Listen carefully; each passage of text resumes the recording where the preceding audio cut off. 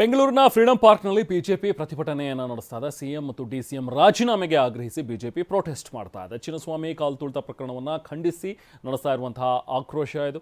CM ಮನೆಗೆ ಮುತ್ತಿಗೆ ಹಾಕೋದಕ್ಕೂ ಕೂಡ ನಾಯಕರು ನಿರ್ಧರಿಸಿದ್ರು. ಆದರೆ ಫ್ರೀಡಂ ಪಾರ್ಕ್ನಲ್ಲಿ ಬಿಜೆಪಿ ನಾಯಕರನ್ನ ಲಾಕ್ ಮಾಡಿದ್ದಾರೆ. ಬಿಜೆಪಿ ನಾಯಕರನ್ನ ವಶಕ್ಕೆ ಪಡೆದು ಬಸ್ ಹತ್ತಿಸಿ ಕಳಿಸ್ಕೊಟ್ಟಿದ್ದಾರೆ ಖಾಕಿ ಪಡೆ. ಪೊಲೀಸರು ವಶಕ್ಕೆ ಪಡಿತಾ ಇದ್ದಂತೆ ಧಿಕ್ಕಾರ ಕೂಗಿ ಆಕ್ರೋಶವನ್ನು ವ್ಯಕ್ತಪಡಿಸಿದರು.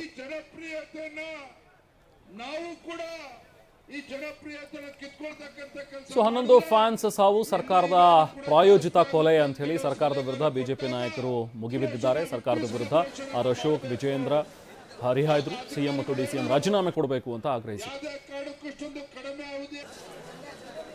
ರಾಜ್ಯ ಸರ್ಕಾರದ ಮೂರ್ಖತನದಿಂದ ಮುಖ್ಯಮಂತ್ರಿಗಳು ಉಪಮುಖ್ಯಮಂತ್ರಿಗಳ ಒಂದು ಪ್ರಚಾರವನ್ನು ಗಳಿಸ್ಕೊಳ್ತಕ್ಕಂಥ ಹಪಾಪಿ ಏನಿತ್ತು, ಇದರ ಪರಿಣಾಮವಾಗಿ ಅವತ್ತು 11 ಜನ ಪ್ರಾಣವನ್ನು ಕಳೆದುಕೊಂಡಿರ್ತಕ್ಕಂಥದ್ದು. ಹಾಗಾಗಿ ಭಾರತೀಯ ಜನತಾ ಪಾರ್ಟಿ ನಾವು ಮುಖ್ಯಮಂತ್ರಿಗಳ ಮತ್ತು ಉಪಮುಖ್ಯಮಂತ್ರಿಗಳ ರಾಜೀನಾಮೆಗೆ ಒತ್ತಾಯ ಮಾಡ್ತಾ ಇದ್ದೇವೆ.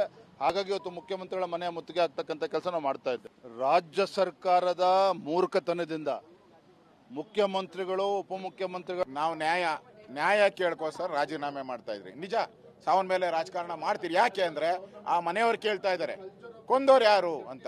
ಇವ್ರು ಹೇಳ್ಬೇಕು. ಇವ್ರು ಹೇಳ್ಬಿಟ್ರೆ ನಾವೆಲ್ಲ ಕೊಂದಿದ್ದು KCN ಅವರು ಅಂತ ಹೇಳ್ಬಿಡ್ಬೇಕು ಡೈರೆಕ್ಟ್ ಆಗಿ. ಹೇಳ್ತಾನೆ ಇಲ್ಲಲ್ಲ ಇವರು. ಅವ್ರು ಹೇಳ್ತಾ ಇದ್ದಾರೆ ಇಲ್ಲ ಸರ್ಕಾರ ಅಂತ. ಅದಕ್ಕೆ